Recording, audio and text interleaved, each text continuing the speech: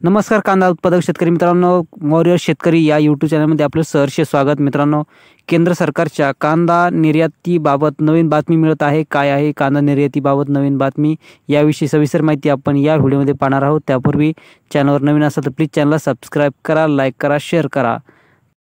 मित्रांनो, दिनांक 4 एप्रिल 2024 रोजी केंद्र सरकारने कांदा निर्यातीबाबत नवीन अध्यादेश काढला आहे। संयुक्त अरब अमिराती अर्थात UAE या देशामध्ये 10,000 टन कांदा निर्यातीचा हा शासनाने मंजुरी दिली आहे, मान्यता दिली आहे या प्रस्तावाला। त्यामुळे पुढील काही दिवसामध्ये मित्रांनो 10,000 टन कांदा हा भारत देशातून या देशामध्ये निर्यात केला जाणार आहे।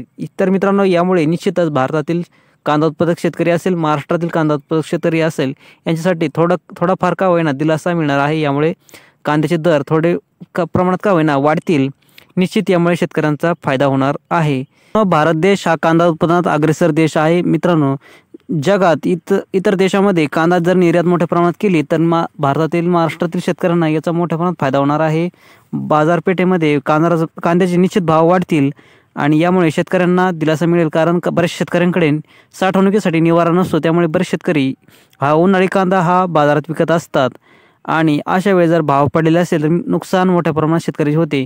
त्यामुळे शासनाने निर्यात बंदीचं धोरण हे अगदी चालू ठेवलं पाहिजे। त्यामुळे शेतकऱ्यांना नेहमी बाजारपेठेमध्ये कांद्याचे भाव चढ्या दराने राहतील। आणि मित्रांनो, कांदा उत्पादक शेतकरी हा नेहमी संकटात असतो, कारण आसमानी संकट म्हणजेच अवकाळी पाऊस कांदा पेरणीपासून कांदा काढणीपर्यंत पावसाचा अवकाळी पाऊस नेहमीच येत असतो आणि याचा फटका कांदा उत्पादक शेतकऱ्यांना नेहमीच बसत असतो। त्याचप्रमाणे सुलतानी संकट सुद्धा शेतकऱ्यापुढे असते, कारण कधी सरकार कांदा निर्यात बंदी करते तर कधी निर्यात उठवते। हा सरकारचा जो लपंडाव आहे कांदा उत्पादक शेतकऱ्यांसाठी हे घातक नेहमीच ठरलेला आहे। मित्रांनो, अशी एक नवीन पॉलिसी पाहिजे शासनाची की जे कांदा उत्पादनासाठी व्यवस्थित असेल। कांदा निर्यातीबाबत धोरण ठरविताना हा दूरगामी विचार केला गेला पाहिजे। कांदा उत्पादक शेतकऱ्यांना कोणता याचा नुकसान झाले नाही पाहिजे, अशा पद्धतीने पाहिजे।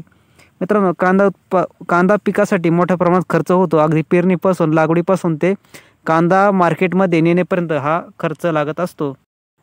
त्या मानाने शेतकऱ्यांना रास्त भाव कांद्याला मिळाला पाहिजे, हीच फक्त शेतकऱ्यांची अपेक्षा आहे। मित्रांनो, व्हिडिओ आवडले असेल प्लीज चॅनलला सबस्क्राईब करा, लाईक करा, शेअर करा। अशीच अपडेट्स मिळण्यासाठी प्लीज चॅनलला सबस्क्राईब करा। धन्यवाद।